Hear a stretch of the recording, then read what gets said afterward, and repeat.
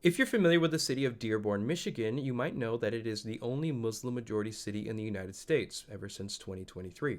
It's about 55% Arab American, with Arab immigrants arriving about 100 years ago at the start to work for the Ford Motor Company and gradually coming in waves ever since.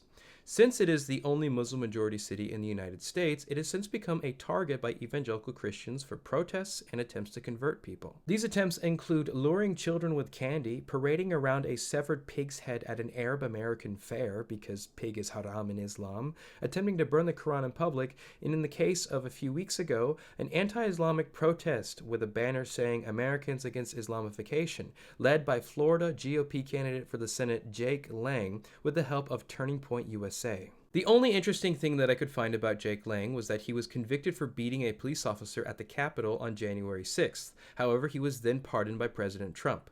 The only other interesting thing I could find about Jake Lang was that he sued the city of Dearborn for $200 million, claiming that he was attacked during his anti-Islamic rally. What Lang is doing is a similar technique to what the Westboro Baptist Church did for years, in that the Westboro Baptist Church would file a permit to protest outside of emotionally charged events, such as funerals for soldiers who were killed in Afghanistan or Iraq, holding signs that said incredibly offensive things like "Thank God for dead soldiers." And then, if someone becomes upset by seeing a sign like this, they would attack or speak or retaliate or even just physically touch the member of the Westboro Baptist Church holding the sign. The members of the Westboro Baptist Church would then sue the city for not protecting their First Amendment right to protest. Jake Lang then sued the city of Dearborn, Michigan for $200 million, claiming that he was not able to properly rally and assemble according to his First Amendment rights. Throughout the protests, Lang attempted to instigate crowds multiple times using bacon, which is a pork product, therefore it is haram in Islam. He would also slap the Quran with bacon, and he would claim that he was going to set it on fire in public. He later went to a Dearborn City Council meeting where he said nothing worth repeating, and then he later compared people of color to chimps. In response to this, a teenage counter-protester then punched Lang in the face. Afterwards, he filed suit with the city of Dearborn, calling himself a victim of violence. Now, I'm not a Muslim, I have no interest in converting to Islam, and I have my disagreements with the religion, but I also understand that Jake Lang isn't actually a Christian. He's using Christianity in order to shield himself from accountability and scrutiny, and Christians need to police that behavior. Hiding behind the cross and the Bible in order to justify hatred against other people to enrich yourself is abhorrent behavior, and I hope more Christians understand this and they do not give him any degree of shelter. The violent rhetoric of the right will continue in Dearborn, Michigan because it is an easy target. They are trying to paint a narrative that Muslims are inherently violent by trying to instigate as many reactions as possible. This was noticed by Imam Dawood Walid, who said right here, "The aim is to monetize their hate through campaign donations and social media views. Anti-Muslim bigotry is the only acceptable form of overt bigotry in America, and it can reward people monetarily. People can monetize anti-Muslim bigotry through clicks and donations, so it's not just something that is an issue of hate.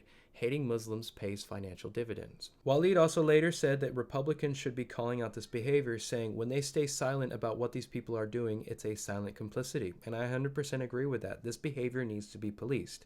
He also recommends ignoring these agitators, saying here, there's an Arabic proverb that says the lion doesn't turn around when the small dog barks. Let those guys come and howl at the wind, then go back home to where they live. These are often the most effective techniques when it comes to dealing with agitators like this, where you establish a barrier between the protesters and the people they're trying to instigate.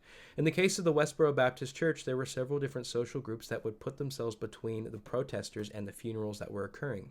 The same thing could be done here. There's an example of these famous photos from Egypt. This is a group of Muslims praying while they're circled by a group of Christians protecting them. In another image, also from Egypt, there's a group of Christians praying while Muslims protect them as well. It's honestly sad if you think about it that so many Christians are trained to believe that there is a problem in this country because a single city of 100,000 people in a country of 340 million people happens to be a minority religion.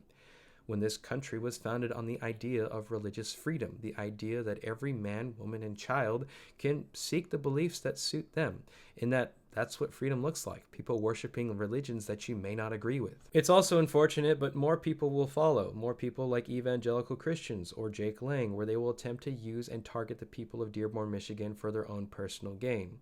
As far as I can tell, the best possible solution to this would be if a group of Christians were to band together and put themselves between the protesters and the people that they're trying to agitate, so they can't collect on lawsuits against the city or the state.